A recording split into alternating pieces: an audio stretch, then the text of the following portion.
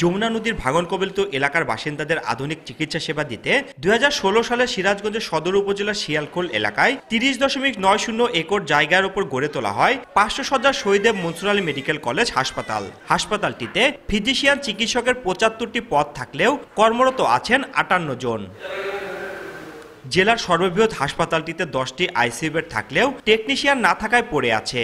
জনবল সংকটের কারণে হার্টের রোগীদের এনজিওগ্রামের মতো গুরুত্বপূর্ণ পরীক্ষা নিরীক্ষা করা যাচ্ছে না। চিকিৎসক, নার্স ও কর্মী সংকটের কারণে পূর্ণাঙ্গ সেবা থেকে বঞ্চিত হচ্ছেন রোগীরা।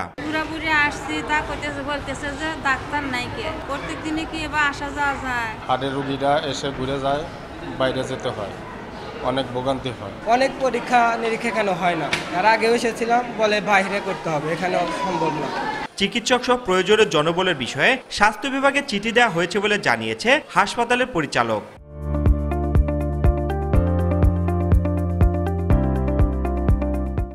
বিশেষ কিছু আমাদের সমস্যা আছে, বিশেষ করে আমাদের জনবল সংকট আছে। এখানে কার্ডিয়াক সার্জারি বিভাগটা ওইভাবে ইনস্টল হয় নাই, বিভাগে ডাক্তারও নেই, যার কারণে মেশিনটা ইনস্টল হয় নাই। সম্প্রতি স্বাস্থ্য অধিদপ্তরের মহাপরিচালক হাসপাতালটি পরিদর্শনে এসে জনবল সংকট সহ নানা সমস্যার সমাধানে দ্রুত পদক্ষেপ নেওয়ার আশ্বাস দেন। আমাদের অন্তর্বর্তীকালীন সরকার চেষ্টা করছে সবার সম্মিলিত চেষ্টায় সবাইকে সম্মিলিত করে সমন্বয় করে এই ব্যবস্থার উন্নতি করা যায় কিনা। 500 শয্যার শহীদ মনসুর আলী মেডিকেল কলেজ হাসপাতাল নির্মাণে ব্যয় হয় প্রায় 883 কোটি টাকা। রিঙ্কু কুণ্ডু, সময় সংবাদ, সিরাজগঞ্জ।